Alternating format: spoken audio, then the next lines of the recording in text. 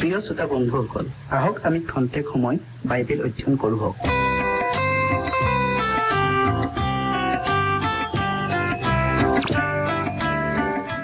প্ৰিয় শ্ৰোতাসকল, আমি যোৱা অনুষ্ঠানৰ ধৰ্মধাম কি ইয়াৰ বাকী অংশটো অধ্যয়ন কৰোঁ হওক। অধ্যয়ন কৰাৰ আগতে আমি প্ৰাৰ্থনা কৰোঁ হওক।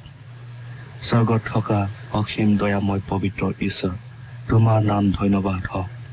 প্ৰভু, আমি আজি আকৌ ধৰ্মধাম কি ইয়াৰ বিশেষ বিষয়টো অধ্যয়ন কৰিবলৈ আগবঢ়াইছো। তুমি আমাৰ সংগে সংগে থাকা আৰু পবিত্ৰ আত্মাৰে সকলো শ্ৰোতাৰ হৃদয় স্পৰ্শ কৰি দিয়া। যীশুৰ নামত খুজিলো, আমেন। অতি পবিত্ৰ স্থানত নিয়ম চন্দুকটো ৰখা হৈছিল।